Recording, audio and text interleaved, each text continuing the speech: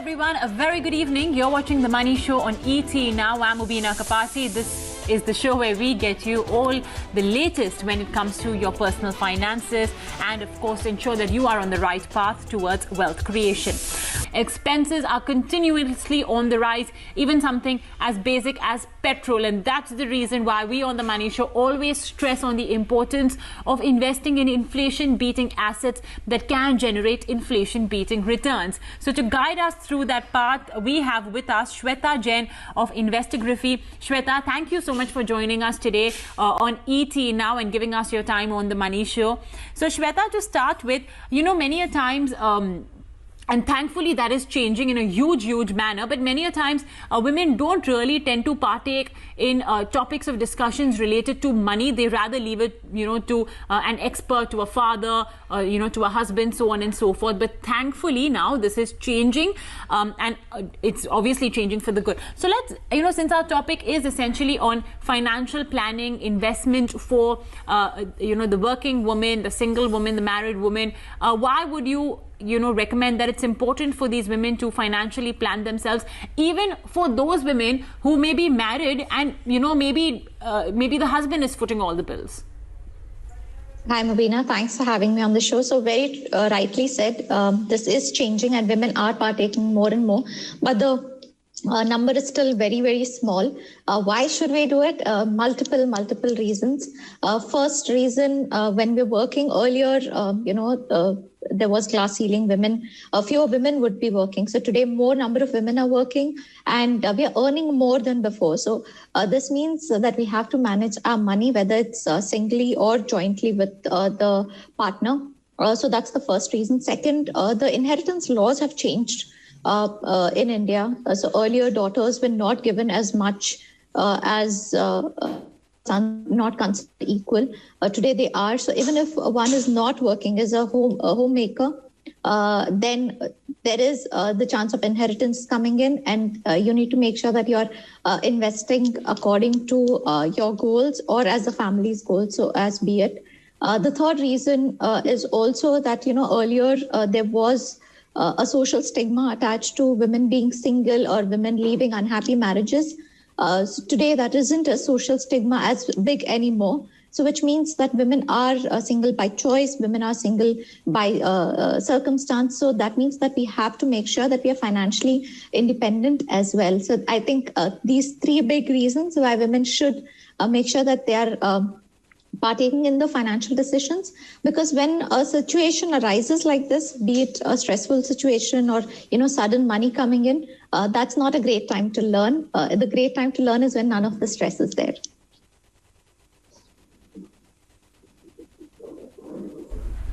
That actually does make so much sense, really. So tell us, you know, Shweta, let's take the case of a single unmarried woman, rather an unmarried working woman, a married working woman. How do their financial profiles or their risk profiles differ, Shweta?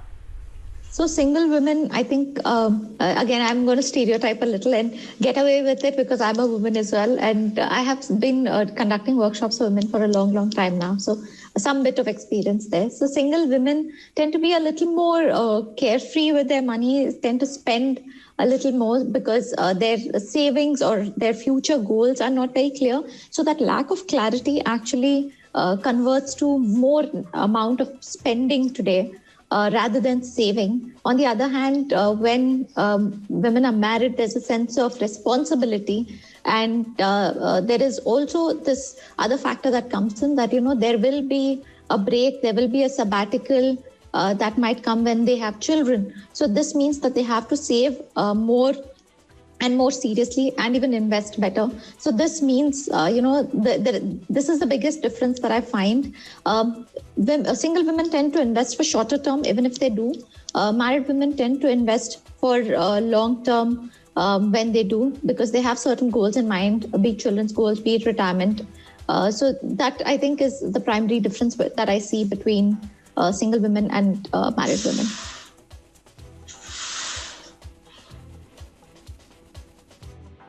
I was actually looking at this wonderful table that you sent in, and you know the example of a average Indian man and an average Indian woman. Both of them start off their jobs or their careers at the same age. However, the one very big drawback that not just India but across the world we face is that there is a gender pay gap, which means women start off at a lower salary point than men do, which puts them on a back footing of sorts.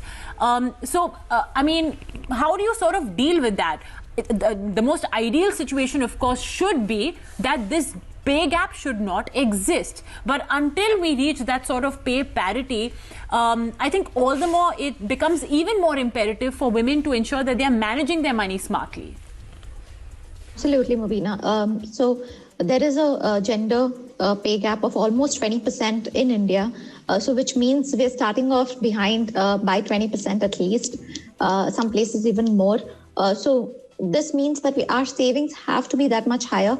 And the part about women that, is sort of unique is that we're risk averse, so to speak. And we also want investments that we can touch and feel. So ideally, if you were to see a woman's portfolio, you will see gold, you will see, property, you will see FDs. You will not really see equity as a big portion, right?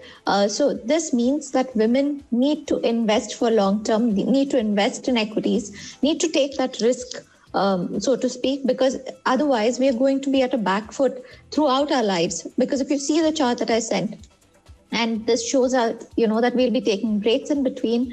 There will be sabbaticals, whether it's to raise a family, whether it's to take care of elderly. So this means that, we're already not just 20%, but even further behind, because then coming back to workforce, we may not be at the same level as we would have been if we hadn't left at all.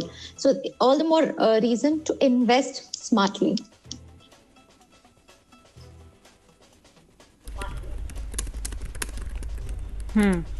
Oh, yes, absolutely. And I think what you say is absolutely true. Women, perhaps for whatever reason, they do tend to be on an average more risk averse than their male counterparts. So that's the reason why perhaps you will notice that a woman's portfolio perhaps has more fixed deposits, has more gold, something with more guaranteed return, something more safer. But that really does not help when you have already started off your career and your money earning path in a bit of a back foot, a 20% back foot, of course, as per data which suggests that the average gender pay gap in India is 20%, which is astonishing.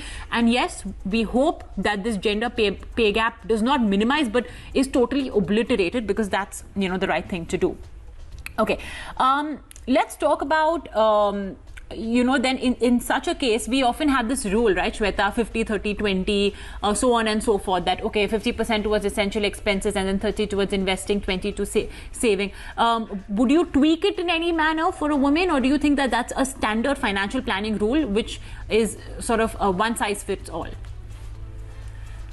I would say that, I would tweak it a little more, because especially when it comes to single women, there aren't that many expenses which are needs, or it may be, so again, depends on what kind of lifestyle they're leading. And it's quite easy to upgrade our lifestyle than, sort of downgrade it.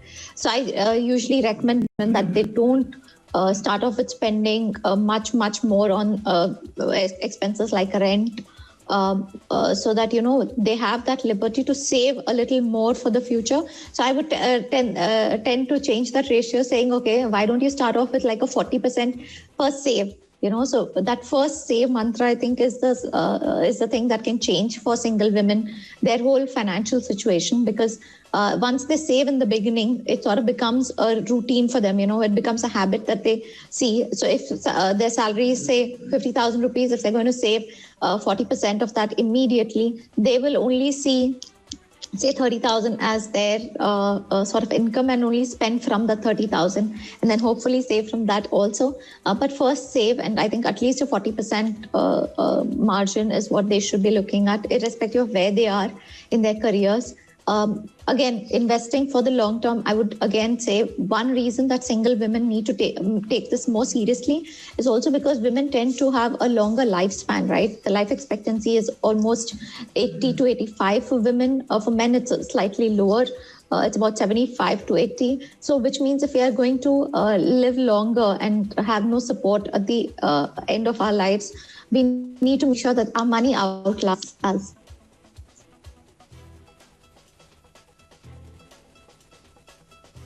So not only are you starting off at a lower salary point, but your life expectancy as well is much higher, which means you need to provision for more post-retirement years than male counterparts. So that's the reason why you need to be a bit more proactive with your financial planning, and we'll help you do just that, folks. We'll take on board all the questions and queries now that you guys have been sending in. Let me remind all our viewers that our email address is themoneyshow@etnow.tv. So send in your questions and we will get Shweta Jain to answer them.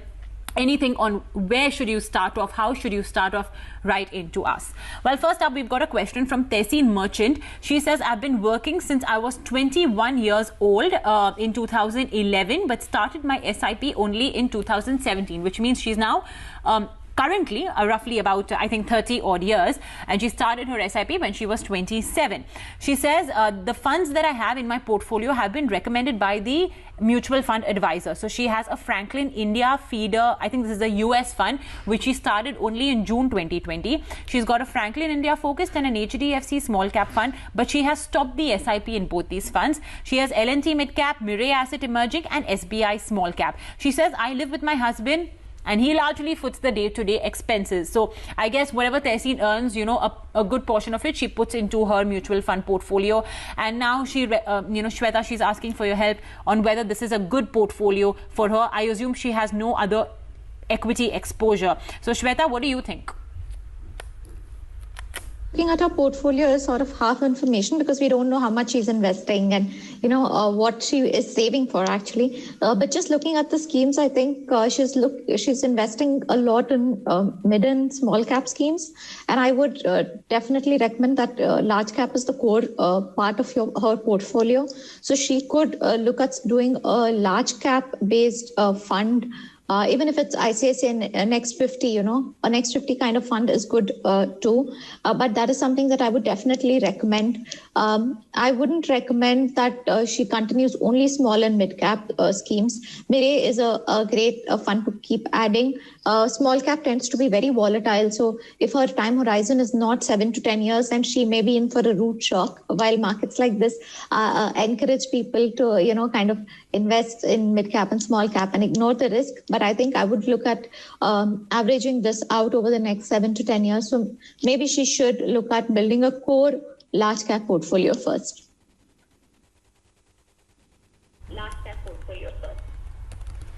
Okay, so the recommendation is that try and build, add more large caps rather to your portfolio, and that I think is something that, will go a long way. Too many mid and small cap funds and, they tend to be a bit more volatile. However, having said that, Shweta, I think from what she says that her husband largely foots the day-to-day expense bill, I think it clearly means that she's investing for the long term. So I guess, that is something that we could sort of just maybe assume or deduce from what she said. Okay, let's take on board our next question. Tanvi Gupta asks, can you please explain the withdrawal norms of NPS? She says that as an investor, one can only withdraw 60% of the total amount after retirement, and the rest 40% is like an annuity for payment of pension on a monthly basis. Now she asks you for help with the help of her example. She says, I have a mature amount of 3 crore after retirement, so she'll withdraw 1.8 crore and that balance 1.2 crore would be annuity. So now she's asking, Shweta, is it not possible to withdraw this amount as it is a huge amount which remains invested and would provide good returns to the annuity provider, while I as an investor get to receive only some percent of this amount, which is only the interest on this amount, would suffice as pension, as monthly pension? Or are there other options to receive it as monthly pension while the pension holder is alive, and on death the rest is given to nominees? I would like to invest in NPS but need clarity on this aspect. So essentially she's concerned about this whole withdrawal rule of NPS. Is there any way around it, Shweta?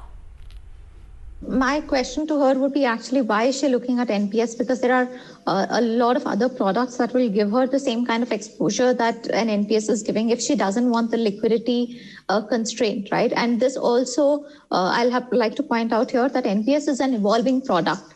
So it may mean that by the time she wants to withdraw this, it's actually, maybe 40% withdrawal is allowed and 60% annuity she'll have to buy. So we don't know what will happen in the future. So I don't think that NPS is the right product for her. I don't think she should be investing there. If anything, she should be looking at multiple options to get her cash flow from after retirement. Having said that, if she's still looking at NPS, I think one of the things that NPS does is 60% is tax-free. I think you can take out another 20%, which is taxable, and then do 20% pension. In case of death, she's also mentioned that in case of death, it depends what kind of annuity you bought. If you've bought till your life only, then that annuity stops. If you bought annuity till your spouse's life or your beneficiary's life, then it continues on. Then it, again, like I said, it depends on what kind of annuity is purchased at that time. However, if the death is before the pension starts, then the entire amount is given to the nominee or the beneficiary. There isn't a pension sort of rule there applied. So yeah, that's my take on this.